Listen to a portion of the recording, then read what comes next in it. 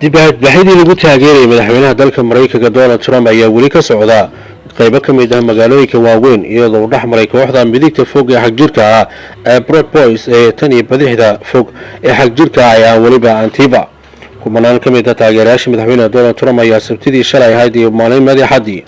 waxay dhowr magaalo ay ku jirto magaalooyinka Washington si ay taageero u muujiyaan madaxweynaha weli diidan inuu aqbalo natiijadii ka soo baxday doorashada madaxtinimada dalka bishii November dhacday.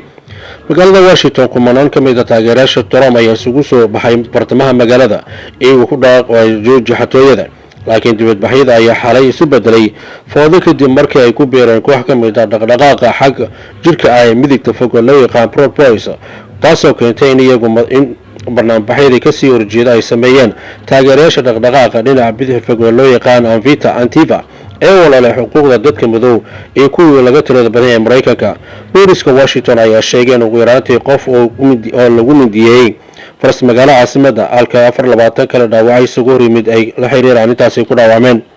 meelaha kale ee dibadbaxyada lagu taageeray madaxweynaha ay ka dhaceen waxaa ka mid ah magaalooyinka waaweyn ee gobolada Washington, Ohio, Minnesota, Georgia, Pennsylvania, Michigan, Wisconsin, Nevada iyo Arizona. madaxweyne Trump ayaa tusmeeyay in laga yaabo inuu qorsheynayo inuu mar kale u tartamo xilka madaxweynaha 2024 kadib markii lagu adkeeyay doorashada bishii November ee dhacday.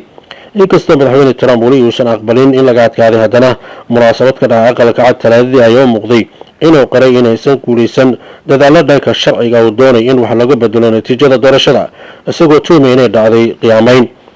waxaana isku dayay inuu sameeyo 4 sano oo kale, laakiin kadib in arki doonaan 4 sano kadib ayuu Trump sheegay dad uu marti qaaday aqalkaad sida Reuters ka soo xigtay ila wareedo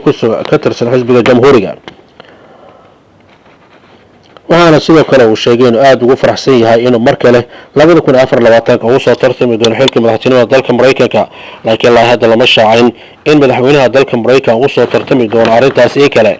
madaxweynaha dalka Mareykanka isku dayo oo geeyay maxkamadda sare ugu sareysa dalka Mareykanka oo kaga andacoonayo in waxyaabihii ka dhacay doorashooyinkii dalka Mareykanka kuwa lagu shubtay, laakiin gobollo badan oo dib loo tiriyay codadkooda ayaa muujinayay in madaxweynaha uu laga guuleystay dhammaan gobolladii codadkooda dib loo tiriyay. waxaana uu sheegay in weli uusan ku qanacsanayn natiijada ka soo baxday maxkamadda sare ee dalka Mareykanka oo sheegtay in madaxweynaha rasmiga ee dalkaasi Joe Biden oo ah midka loo doortay. waxaana lagu wadaa 20 bisha Janaayo ee foodo lagu soo haysa in madaxweynaha uu xilka uu kala wareejiyo inta ka horeysana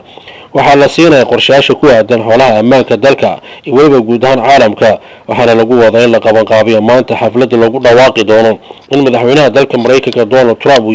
laga guuleystay natiijada, isla markaana madaxweynaha rasmiga dalka uu yahay muddada 4 soo socota Joe Biden, isla markaana uu noqon doono madaxweynaha 47 ee dalka Mareykanka ee soo mara.